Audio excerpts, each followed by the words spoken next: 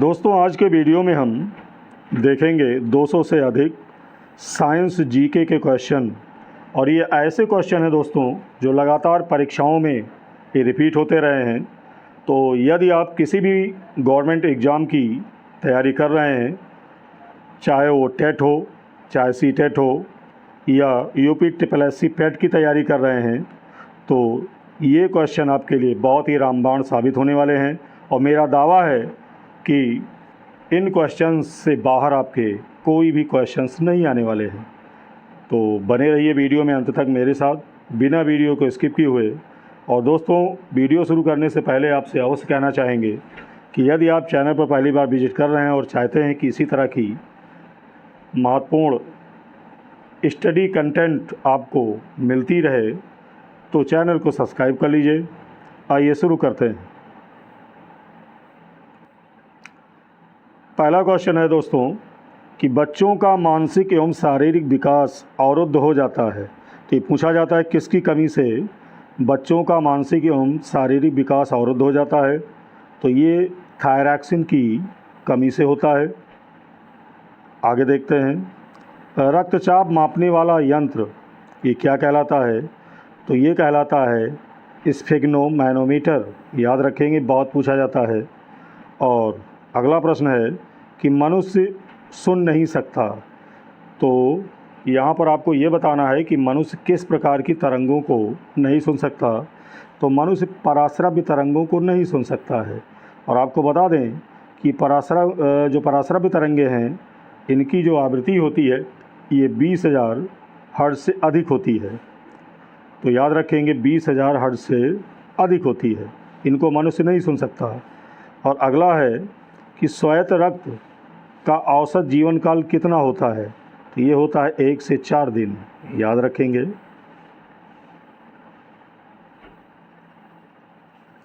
अगला प्रश्न है, वायुमंडल में नाइट्रोजन कितने प्रतिशत होता है? तो ये होता है 78%। यानी नाइट्रोजन की बात किया जाए, N2 की बात किया जाए तो ये 78% होता है। लेकिन अगर ऑक्सीजन की बात किया जाए तो याद रखेंगे 21% होता है।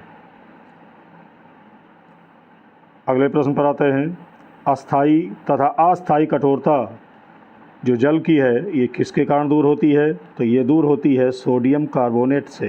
किसके द्वारा? सोडियम कार्बोनेट द्वारा, जिसका फार्मूला होता है Na2CO3। याद रखेंगे। और जल में अस्थाई कठोरता का कारण क्या है? तो जल में अस्थाई कठोरता का कारण है कैल्शियम और मैग्नीशियम सल्फेट का घुला रहना।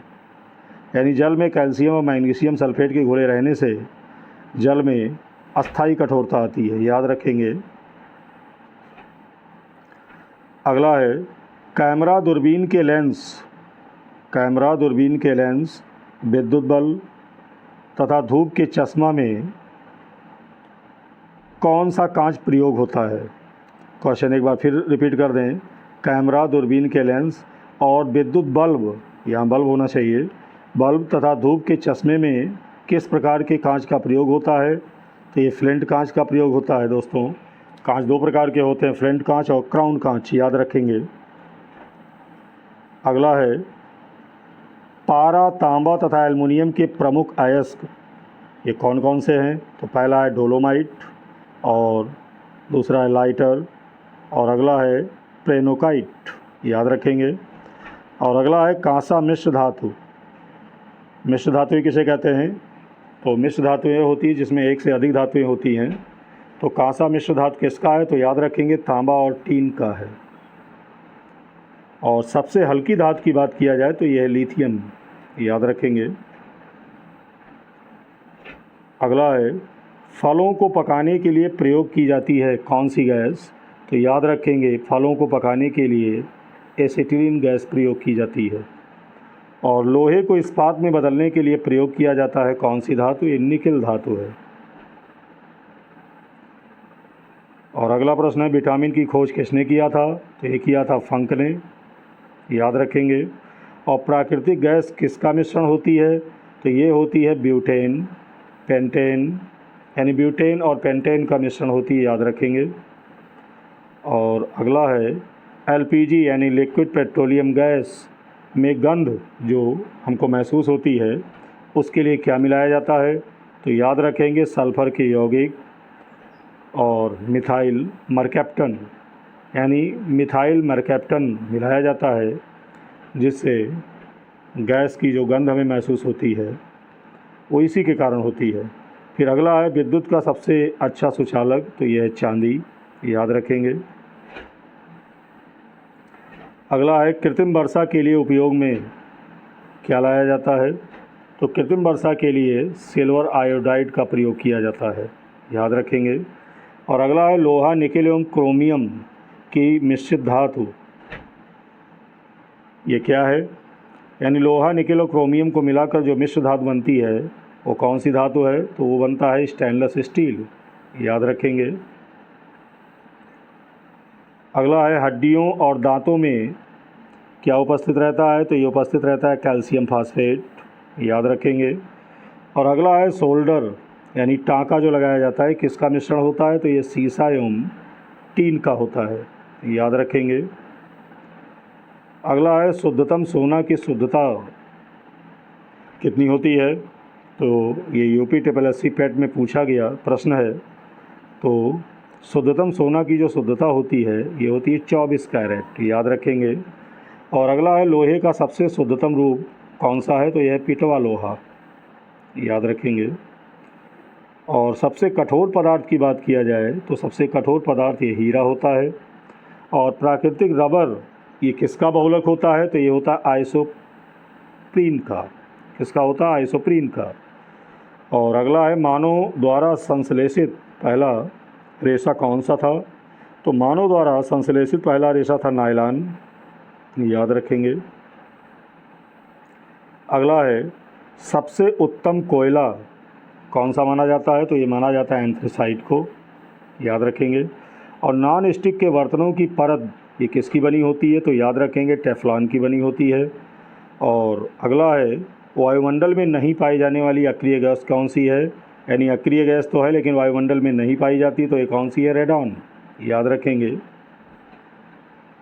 और दोस्तों एक बार आपसे अवश्य कहना चाहेंगे कि यदि क्वेश्चन आपको इम्पोर्टेंट लग रहे हैं और आपको लग रहा है कि वीडियो बनाने में मेहनत लगी है तो वीडियो को लाइक कर दीजिए और ज़्यादा से ज़्यादा अन्य ग्रुपों में शेयर कर दीजिए, जिससे अन्य अभ्यर्थियों को भी इसका लाभ मिल सके। और चाहते हैं कि ऐसे ही स्टडी कंटेंट आपको मिलते रहें तो चैनल को सब्सक्राइब कर लीजिए। और इसी तरह के स्टडी कंटेंट अगर आप चाहते हैं कि आपको 1 बाय 1 मिलते रहें तो वीडियो के डिस्क्रिप्शन में मेरा टेलीग्राम यानी चैनल का जो टेलीग्राम लिंक है वो दिया गया है, तो उसको क्लिक करके आप टेलीग्राम चैनल हमारा ज्वाइन कर सकते हैं। वहाँ आपको सारी वीडियो प्रोवाइड कर दी जाएगी। आगे शुरू करते हैं।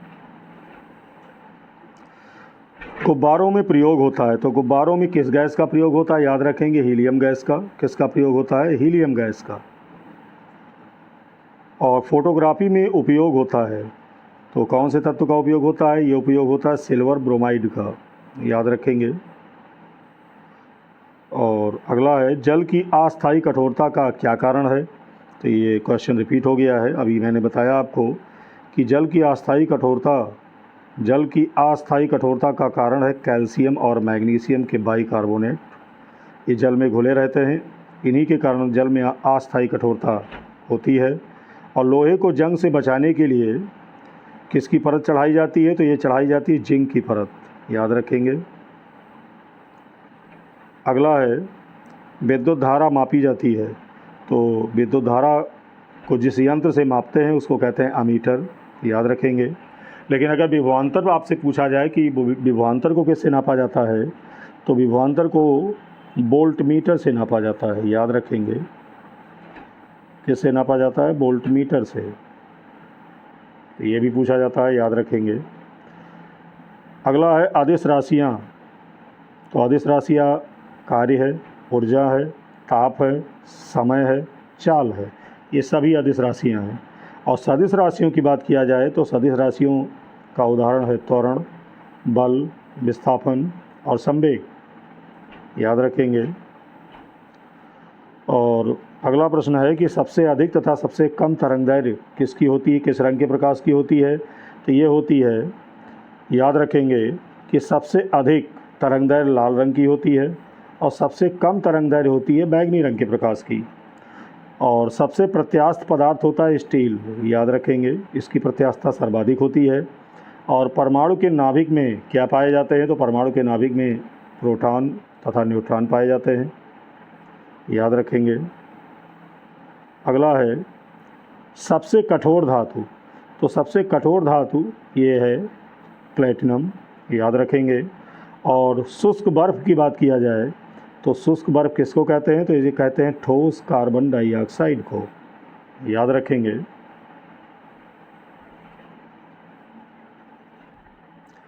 अगला है थायरॉक्सिन हार्मोन स्रावित करता है, यानी जो थायरॉक्सिन हार्मोन है ये कहाँ से स्रावित होता है? तो ये थायराइड ग्रंथ से स्रावित होता है, याद रखेंगे।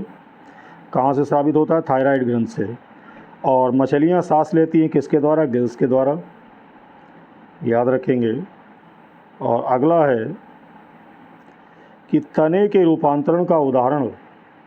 तो तने के रूपांतरण का उदाहरण है दोस्तों आलू, अदरक और प्याज। ये तने के रूपांतरण द्वारा होते हैं। और लोहे की मात्रा सर्वाधिक होती है, तो ये कहाँ होती है?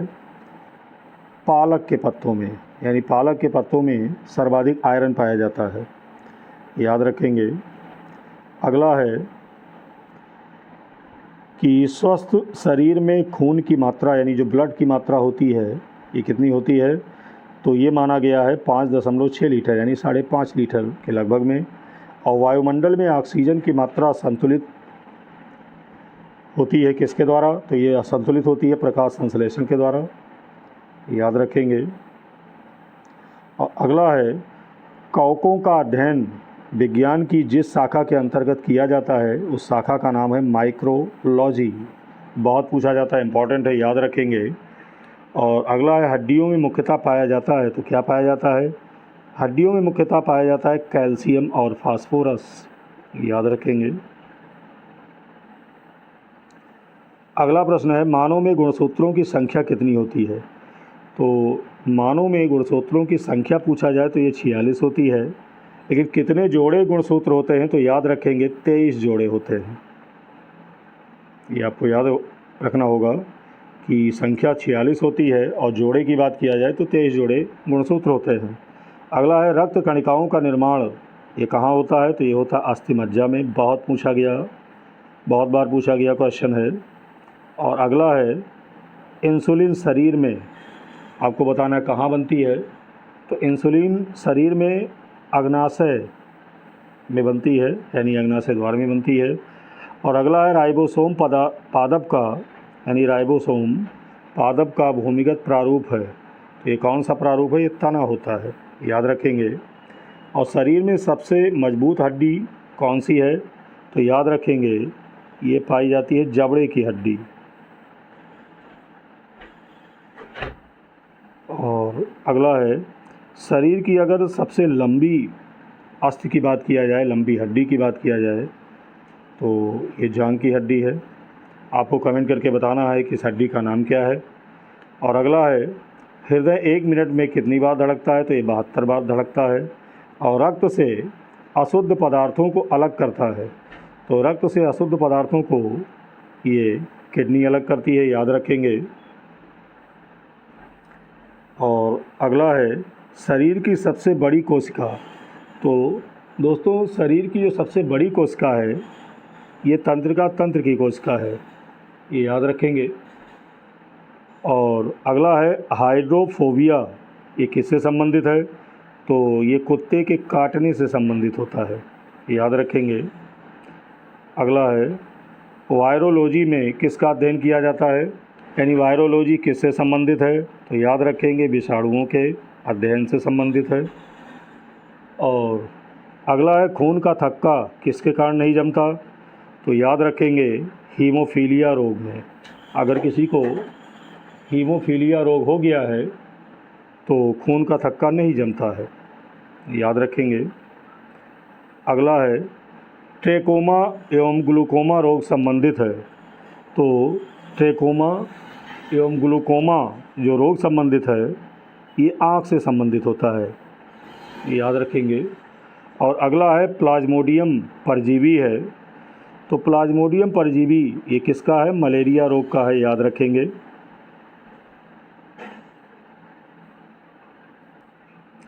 अगला है पॉजिट्रॉन किसका प्रतिकण है? यहाँ कण होना चाहिए। तो जो पॉजिट्रॉन होता है वो किसका प्रतिकण है? तो याद रखेंगे इलेक्ट्रॉन का प्रतिकण है, यानी एंटी कण है। और जड़ों के रूपांतरण का उदाहरण है। तो जड़ों के रूपांतरण का उदाहरण है मूली, गाजर और शकरकंद। इस पर एक क्वेश्चन निश्चित आता है, याद रखेंगे।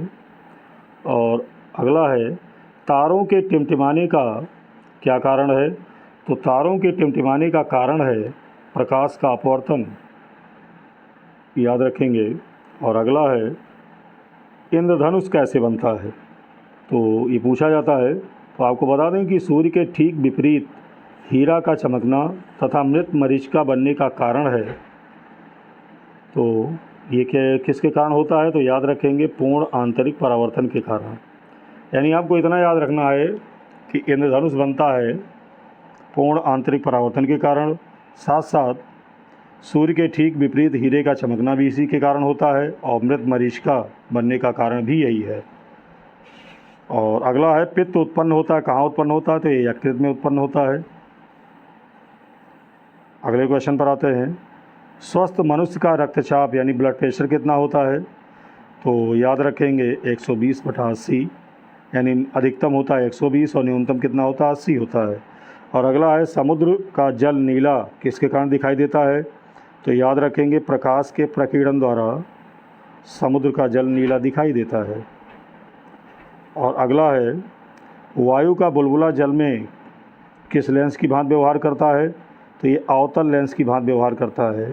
और दोस्तों अवतल लेंस की पहचान होती है कि बीच में पतला होता है, किनारों पर मोटा होता है। और अगला है चेचक के टीके का आविष्कार किसने किया? मोस्ट इम्पॉर्टेंट क्वेश्चन है। तो ये किया था एडवर्ड जेनर ने। मैंने कहा मोस्ट इम्पॉर्टेंट है, याद रखेंगे। और अगला है विटामिन सी का सर्वोत्तम स्रोत, यानी सर्वाधिक जो विटामिन सी है वो किस में पाई जाती है? तो ये आंवले में पाई जाती है। और खून का रंग लाल होता है किसके कारण? तो ये हीमोग्लोबिन के कारण खून का रंग लाल होता है, याद रखेंगे। अगला है हीमोग्लोबिन किसका यौगिक है? तो ये प्रोटीन का यौगिक है। और लाल रक्त कणिकाओं के जीवन काल की बात किया जाए तो लाल रक्त कणिकाओं का जीवन काल होता है 120 दिन, याद रखेंगे। और रुधिर का थक्का जमने में सहायक कौन होता है? तो ये विटामिन के सहायक है, याद रखेंगे। और अगला है रुधिर का तरल भाग क्या कहलाता है? तो ये प्लाज्मा कहलाता है। और रक्त में यानी रक्त समूह में सर्वदाता और सर्वग्राही की बात किया जाए तो सर्वदाता दोस्तों ग्रुप ओ है, और सर्वग्राही है कौन सा? AB।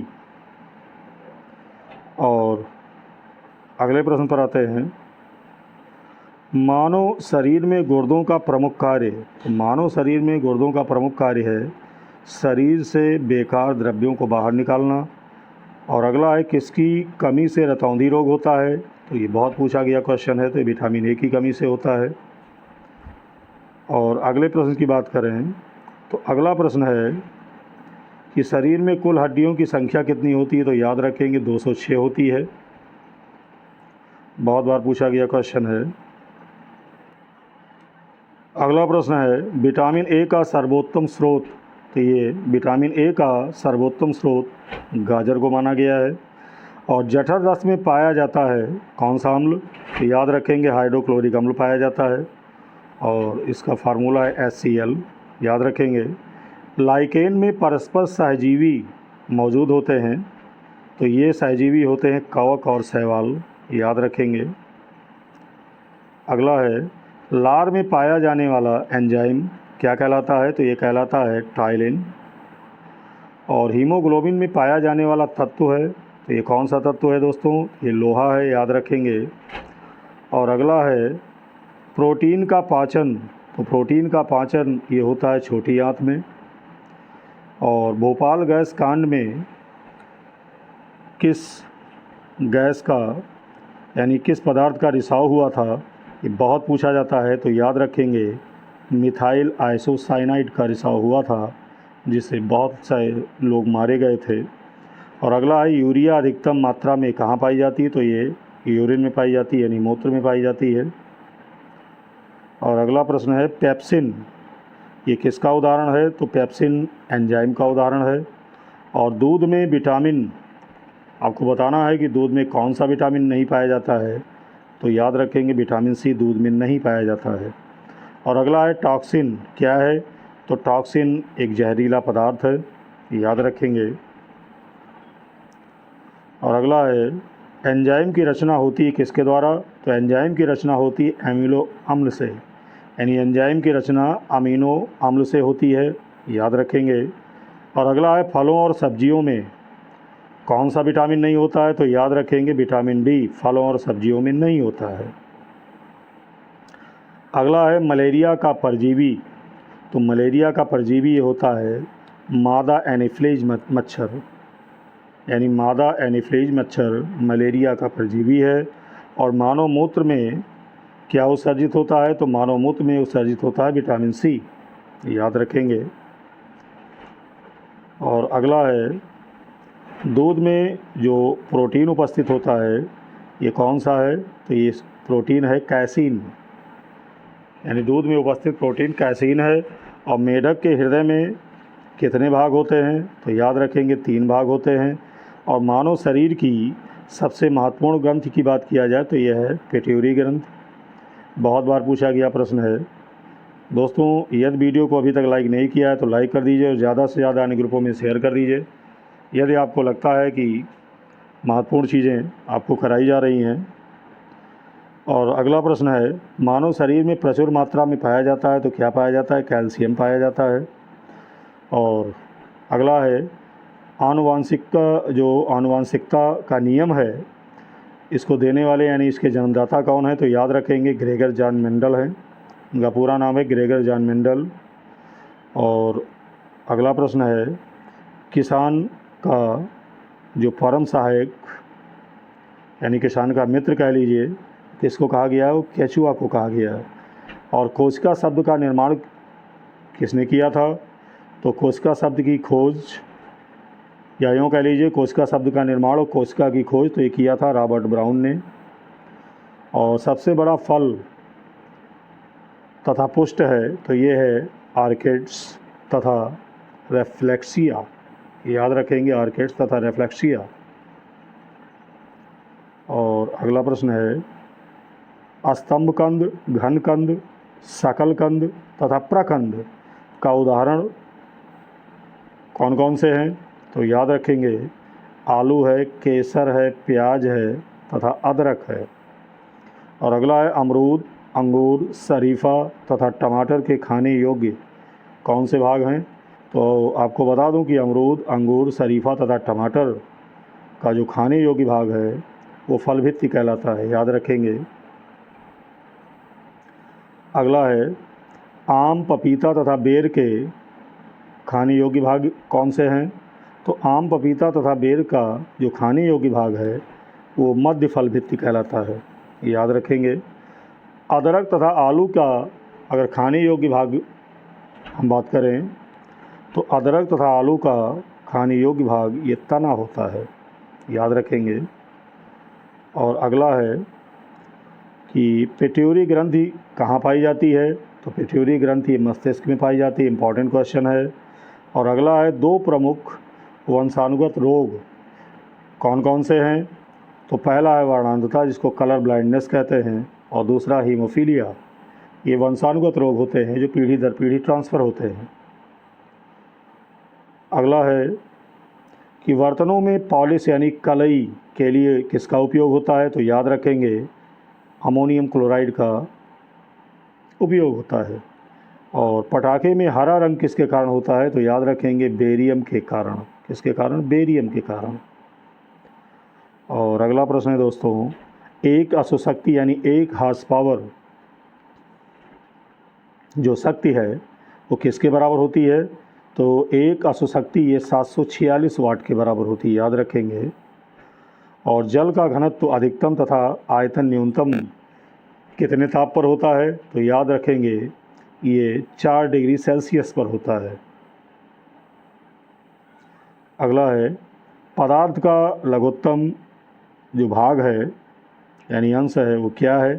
तो पदार्थ का लघुत्तम अंश ये कहलाता है क्वार्क। और लेंस की क्षमता का मात्रक तो ये है दोस्तों डायोप्टर। और इंद्रधनुष के बीच का रंग पूछा जाता है तो याद रखेंगे इंद्रधनुष के बीच का रंग ये हरा होता है। आप कभी भी इंद्रधनुष बने तो उसमें देख सकते हैं। और अगला है, विद्युत जो फ्यूज है वो किसका मिश्रण होता है? तो विद्युत फ्यूज मिश्रण होता है तांबा, सीसा तथा टिन का। दोस्तों, विज्ञान के जो प्रश्न आपको कराए जा रहे हैं इसमें भौतिक विज्ञान, रसायन विज्ञान, जीव विज्ञान तीनों को लिया गया है। तीनों के ऐसे क्वेश्चन शामिल किए गए हैं जो परीक्षा में लगातार आपके रिपीट होते रहे हैं। और दावे के साथ मैं कह सकता हूं कि यदि इनकी तैयारी आप 2-3 बार वीडियो को देखकर कर लेते हैं तो इनसे बाहर कोई भी क्वेश्चन नहीं पूछे जाने हैं। अगला प्रश्न है, रंग का प्रकीर्णन ये किस पर निर्भर करता है? तो याद रखेंगे रंग का प्रकीर्णन ये तरंगदैर्घ्य पर निर्भर करता है। और रेटिना पर बना प्रतिबिंब कैसा होता है? तो रेटिना पर बना प्रतिबिंब वास्तविक, उल्टा तथा वस्तु से छोटा बनता है, याद रखेंगे। और अगला है, सूर्य प्रकीर्णन के कारण अंतरिक्ष यात्री को आकाश कैसा दिखाई देता है? तो याद रखेंगे कि प्रकाश के प्रकीर्णन के कारण अंतरिक्ष यात्री को आकाश हमेशा काला दिखाई पड़ता है। और जल का सर्वाधिक शुद्ध रूप कौन सा है? तो ये वर्षा का जल है, ये जल का सर्वाधिक शुद्ध रूप माना गया है। और अगला है, ग्रीन हाउस जो इफ़ेक्ट है यानी ग्रीन हाउस प्रभाव है ये किस गैस के कारण है? तो ये है कार्बन डाइऑक्साइड यानी CO2 के कारण, याद रखेंगे। और अगला है, दाढ़ी बनाने तथा आँख, नाक, कान की जांच में कौन सा दर्पण प्रयोग होता है? तो याद रखेंगे अवतल दर्पण, बहुत बार पूछा गया है। और अगला है कि नाभिकीय विखंडन में प्रयुक्त होता है, तो नाभिकीय विखंडन में कौन सा पदार्थ प्रयुक्त होता है? यूरेनियम, यानी यूरेनियम का विखंडन होता है कई छोटे छोटे नाभिकों में, तो उस प्रक्रिया को क्या कहते हैं? नाभिकीय विखंडन, याद रखेंगे। और अगला है, चंद्रमा पर गुरुत्वीय त्वरण का मान पृथ्वी के गुरुत्वीय त्वरण का कितना होता है? तो याद रखेंगे 1/6 भाग होता है। और अगला है, द्रव्य अवस्था में पाई जाने वाली कौन सी धातु है? तो एक ही धातु है, वो है पारा, जो द्रव अवस्था में पाई जाती है। और अगला है, सुराही का पानी ठंडा किसके कारण होता है? तो याद रखेंगे वाष्पीकरण के कारण ठंडा होता है। और अगला प्रश्न है, दूध में पाई जाने वाली जो शर्करा है उसको क्या कहते हैं? तो उसको कहते हैं लैक्टोज। और मूत्र का निर्माण कहाँ होता है? तो ये होता है वृक्क में यानी किडनी में। और अगला है, सबसे लंबा कृमि ये कौन सा है? तो इसको कहते हैं टेपवर्म, याद रखेंगे। और अगला प्रश्न है, प्रकाश वर्ष ये बहुत बार पूछा गया है, किसका मात्रक है? तो ये दूरी का मात्रक यानी लंबाई का मात्रक होता है। और अगला है, कपड़ा सुखाने तथा दूध से मक्खन निकालने वाली मशीन ये किस सिद्धांत पर कार्य करती है? तो याद रखेंगे ये अपकेंद्रीय बल के सिद्धांत पर कार्य करती है। और अगला है, मानव शरीर में जल की मात्रा शरीर के भार का कितने प्रतिशत होती है? तो याद रखेंगे 7% होती है यानी 7%। और अगला प्रश्न है, मनुष्य के मस्तिष्क का वजन कितना होता है? तो याद रखेंगे 1300 ग्राम होता है। और ऊँट का गर्भावधि काल कितना होता है? तो ये होता है 320 से 350 दिन, याद रखेंगे। और अगर गाय तथा भैंस के गर्भावधि काल की बात किया जाए तो गाय तथा भैंस की जो गर्भावधि काल है वो 280 से 300 दिन होती है, याद रखेंगे। और अगला प्रश्न है, पैतृक का सिद्ध करने में सहायक यानी जो आनुवांशिकता यानी पैतृक जो संबंध है उसको सिद्ध करने में सहायक कौन है? तो ये सहायक होता है दोस्तों डीएनए और फिंगरप्रिंट। इससे साबित हो जाता है कि पैतृक संबंध किससे किसका है। तो आज के वीडियो में दोस्तों इतना ही। उम्मीद है वीडियो आपको अच्छा लगा होगा। यदि अच्छा लगा है तो वीडियो को लाइक कर दीजिए और ज़्यादा से ज़्यादा अन्य ग्रुपों में शेयर कर दीजिए।